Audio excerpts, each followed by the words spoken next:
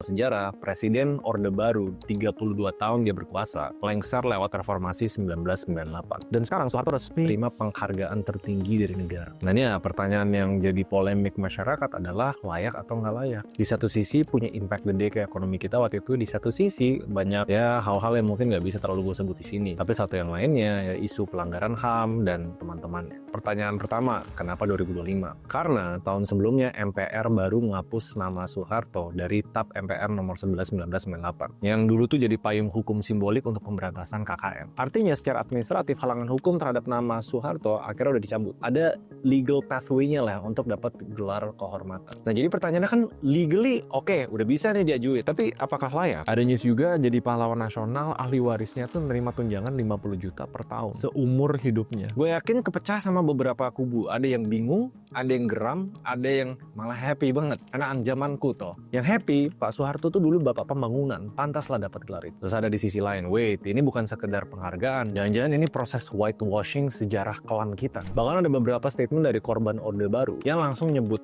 pelecehan terhadap para korban. Atau ya simpelnya bentuk pengkhianatan terhadap semangat reformasi. Karena untuk mayoritas masyarakat ya mungkin dilihat dari grassroots, bukan masalah title atau medali, tapi ingatan atau memori kolektif dari orang yang ngalamin di masa-masa itu. Dan kalau ada luka sejarah yang belum sembuh sampai sekarang ya itu pasti orang yang bakal teriak paling keras. Karena beliau, atau Pak Soeharto ini bukan cuma nama, dia simbol. Memang dari pembangunan, dari represi, dari pertumbuhan, dari penindasan, dari kemajuan sampai gelar korupsi. Jadi sebelum kita bahas positif sama negatifnya, kita bahas fakta-fakta dasarnya dulu ya. Balik lagi ke meja pelajaran sejarah pas kalian sekolah dulu. Jadi Pak Soeharto lahir 1921, wafat di tahun 2008. Presiden kedua Republik Indonesia. Naik ke tampuk kekuasaan setelah G30S 1965 jatuhin Pak Soekarno. 32 tahun berjaya. Nah, selama eranya beliau, itu baru dikenal sebagai Orde Baru. Slogannya stabilitas politik. Nyatanya, netizen bilang ya, otoritarianisme, yaitu keras. Gue ngomong apa, ikutin. Nah, di waktu yang sama, ekonomi Indonesia waktu itu tumbuh pesat. 7-9% per tahunnya, swasembada beras, infrastruktur besar-besaran, tingkat kemiskinan turun drastis. Nah, makanya waktu itu beliau dijuluki sebagai Bapak Pembangunan. Tapi di satu sisi koin, juga dikenal sebagai simbol KKN. Ini menurut kutipan ya, Transparency International pernah nobatkan Pak Soeharto sebagai pemimpin paling korup di dunia. Estimasi kekayaan haramnya itu sekitar 35